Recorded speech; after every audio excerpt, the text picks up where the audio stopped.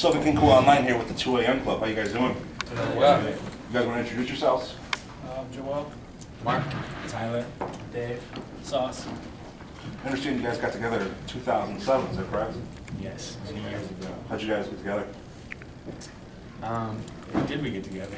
Tyler and I met in college in Santa Cruz, California, and Tyler and Dave grew up together, and we kind of stole Dave from his home in Seattle, and stole Sauce from his band in Los Angeles, Okay. and all convened in LA. We're just crooks. Yeah, we're Started just out as crooks, really. Lots of stealing. Lots of robbing and stealing going on. But more like the Robin Hood Yeah. kind. And we're currently stealing Joel from his band, so it's, it's really it's So going you're new to the band then? Yeah. What do you do in the band? Drum. Drum? That's cool. Well, we're stepping up, right? Well, we're going for the better guys. Nah. Get in trouble now. Now, I understand you guys got your name after the 2 a.m. Club in Mill Valley, California, is that correct? Yes, sir. You guys get free drinks in there now, or? Yeah, actually we do. You should get at least something, It has you new ownership. There's a nice man named Dave that owns it, and he gives me free drinks when I go in there. Are they better than the old ownership? Not to Uh, burn every bridge. Yeah, Right. they're really, yeah, the old owners kind of gave us a hard time, which was unfair. Why was that? I don't really know. They felt like they About the needed- name, or? Well, they were on the slippery slope with the Okay. whole place. It actually got shut down for a while, so they wanted money probably. It ended up good. We have a good relationship with the owner now. So. That's good. So you guys got signed by RCA Records in 2008, is that right? Yeah. How'd you guys get on that label?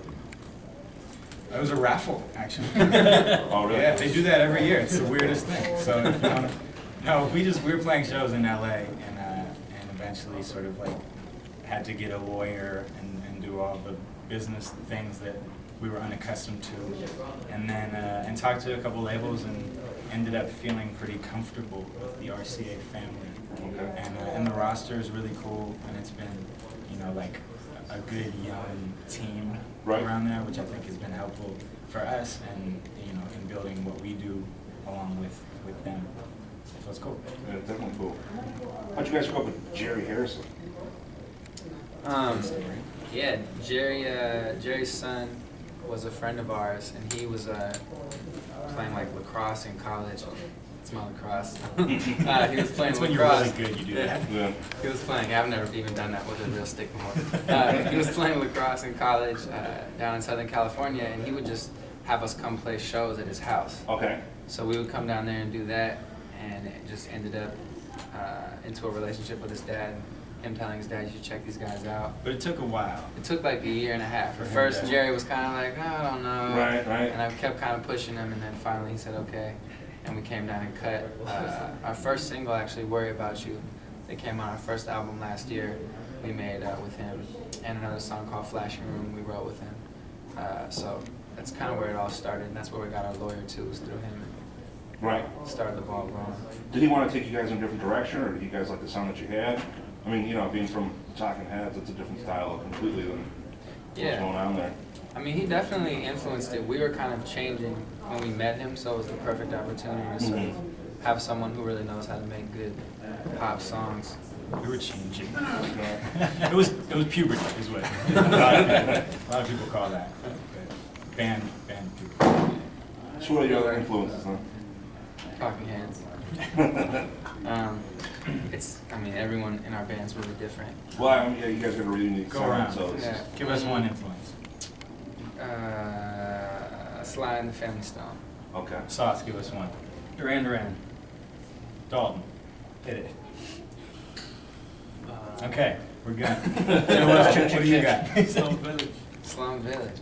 Slum V. Slum V. Cool. That's a good mix of talent you guys know from there. Yeah. That's a good town. How'd you guys get hooked up with Pretty Little Liars? I understand you were on the show. Yeah. I don't know. I guess they were looking for a band. The show hadn't even started airing yet, which is always risky because they were like, ABC Family or whatever is developing this show, and they're looking for a band to play on the show. And we were like, we've never done that before. Like, that'd be awesome. And so they were looking at, I guess, like a ton of different bands, and it was one of those things that gets mentioned, and you're like, whatever. Right, that right. We don't even know what'll happen. And then like a day later, they were like, okay, fly to LA and film the show. So we went out and did it, and it was a really good time. And then it premiered like soon after, and ended up being, I think, way bigger and more popular and more successful than we had thought it would be. Right. So it was cool because it was one of those things you get into before knowing, you know, it's sort of betting on the come, as one would say. Yeah. And yeah, so it ended up being cool that it had a lot of success and ended up being, by the 5th or 6th episode or whatever we were on, like a legitimate show. Right, right. As opposed to, it could have been canceled on the 3rd episode and Yeah. we would have never aired. But definitely want to keep on going, see like those royalty checks. Yeah, For sure. exactly. But really cool relationship with them because then they went on to use our music in the next like 3 episodes. Oh, wow, whatever. that's cool. And so, It's a soundtrack too, right? yeah, they released like an official soundtrack. Cool. And I think it's always good because when you develop a relationship, they want to then, you know, use more of your stuff down the road. And, Yeah, definitely. you know, like, and we, you know, maybe we'll come back and do like we'll come on and kill everyone on the show. Yeah, season finale or whatever. Yeah. Series finale. Yeah, that's it. You guys pick up a new fan base because of that, or that help you out, you think? Yeah, I think so. I mean, I think that like the minute it aired, you could see, you know, like everybody on Twitter and on Facebook and whatever immediately like, who's this band? Right, right. And which is cool because it's so immediate now with social networking, whatever, Yeah. that you can like log on. I remember we were like on our phones, just being like, I think people are watching the show. Right. You know? It's definitely got to be a good feeling, you know. I mean, you guys are just starting to get your fan base going for it to come out and have a chance to be on national television like that. To go, you know, definitely a game changer for sure. Yeah, of course. So I understand that. What did you think was going to happen? Came out in 2010, is that correct? Mm-hmm. And you got a new single out, "The Hipster Girl," coming from your new album. That might be wrongly placed on our Wikipedia. That's exactly where I got it from. But we've been working on a lot of new music, and over the last couple months have started to just post online some of the new stuff. And this week, I don't know when this will air, but Tonight. tonight, so this week, the week of February 17th, 2008, we'll be releasing another new song, and I think it's all just sort of, as we write a bunch of new material, Okay. we wanted to make sure people get some of it and get to give us feedback on what they like and what they maybe don't like, and we've got, you know, I think maybe 10 or more songs written that we're going to keep releasing, and then look towards the next, you know, official project. So you try a lot of your new stuff out when you guys are playing live then? We've started. I mean, we got to get to a point, I think, where we're comfortable before really, like, going on stage and making everyone else suffer. Mm-hmm. No, but that's like a difference of how we operate now. It used to be we would write a song in Right. the band room, play it 1,000 times, play it on stage, and then if you were lucky, you know, pull your money together and like go record it. Right. And now it's kind of like get it down, make it sound beautiful on, you know, on a recording, and then figure out like how we're gonna play this now. And so that's kind of where we're at with a lot of this music, is really focusing on recording and then taking it into the rehearsal room and figuring out how to, you know, adapt it to a live setting the best way. Cool. Well, you guys mentioned social media. Does that help you guys with your songwriting now? Have you ever put something out there that just got a different reaction than you expected to get? Yeah, I mean, I think definitely certain things will get picked up by blogs or by, you know, like everyone will be posting it on their Facebook or on their Twitter or whatever, that sometimes we didn't expect Mhm. as much, or vice versa. Maybe we're really excited about something and people aren't as excited, and then we're like, let's think about that one.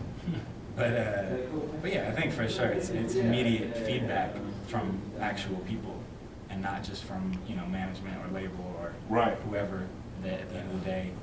Well, I mean, it definitely helps out that you give your fans a chance to go ahead and listen to what's going on there. So they're going to be the ones essentially buying the album. You know what I mean? I mean, you want it to be the point with now, especially nowadays, with people so easily just able to steal music away. Oh yeah. Now, if they have something they like, it's a way to actually give something back to the artist. I mean, you guys ain't doing this for a hobby, you ain't doing it for free. So if they like it, definitely going to go through to make the purchase of when it does come out. I think everyone, you know, the people are our army and our friends and our co-workers, so to speak, in this journey. Right. So what do you think new album's going to be shooting for? What next year sometime? Yeah, probably. I don't know. I think as we get closer to having like the batch of songs that feels like the next project, I think that's what we're in the phase of right now. It's just making sure that we feel like, okay, now we've got 9 or 10 songs or whatever that feel like they're the ones out of the 20 or 30 that we've been writing and we will write. Right. So if people want to check out these songs or get the album work, where can they go? iTunes, you can get the album that we released last year. Okay. And then on our Facebook, you can go on there and there's like a tab that says free MP3s, just on facebook.com/2amclub. Okay. And you can grab pretty much all the new stuff that we're giving away for free Cool. on Facebook, and then spread it around and post it and send it to your friends, and that's the whole game. Great.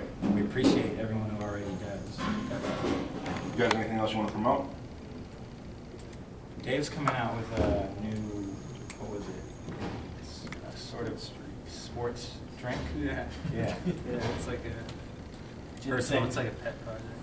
He doesn't want to give away too much, but it is a sports drink. Okay. And it is Dave's creation, so we know that much. We're Well, looking at we should say when are we gonna put out Reach Down Deep on online? That'll be Yeah, February.